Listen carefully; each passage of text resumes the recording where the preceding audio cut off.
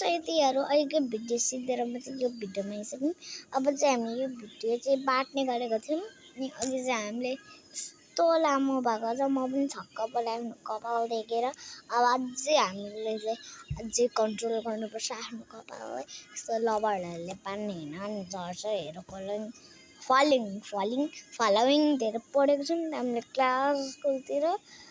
कोही कोहीहरूले यस्तो गर्छन् क्या गरेर अनि हाम्रो चाहिँ काम जारी राख्नुपर्छ। हामी काम जारीहरू अनि मेरो कोही पन्ध्र निकाल्यो। अब यसो कपाल यो बाटिसकेर अनि फेरि भेट्ने अनि यो कपाल बाट्नुपर्छ अनि फेरि भेट्नुपर्छ है साथीहरू। म चाहिँ मेरो धेरै है यस्तो कपाल लामो हुन्छ नि है, त्यसको लागि चाहिँ हामीलाई केही चाहिँदैन है।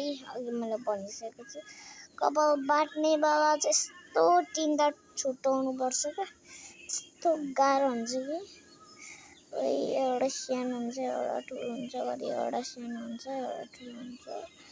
त्यो गीत बजेको चाहिँ इग्नोर गरिदिनु ल, मेरो थेतेलो बजाइराख्नु भएको छ त्यो भएर। ओके राम्ररी बन्दैछ कि छैन हौ गाइज, मैले केही माथि देखेको छुइनँ उसलाई राम्ररी गाइज। हामीले चाहिँ बाटेर सिधै सक्यौँ। अब यहाँको पाली छ। आजकल गर्मी कति बढेको छ, यो कपाल पनि कसरी स्याहारौँ हुने, फेरि बिग्रिहाल्ने यस्तो चाहिँ सबैको भइहाल्छ है साथीहरू। अब फेरि यो अर्को जस्तै गरौँ ल, फेरि यो गरिसकेर भेटौँ गाइज, बाई। यस्तो रिस उठ्छ आफ्नो काम नभएको देख्दाखेरि नि, के भन्नु खोजेको केही हुँदैन कि। अहिलेको मात्रै राम्रो थियो भएको है। अनि कमेन्टमा भन्नुहोस् होला, मेरो राम्रो भएर राम्रो छ भन्नु कमेन्टमा है, नराम्रो छ भने नराम्रो भन्नुहोस् है गाइज।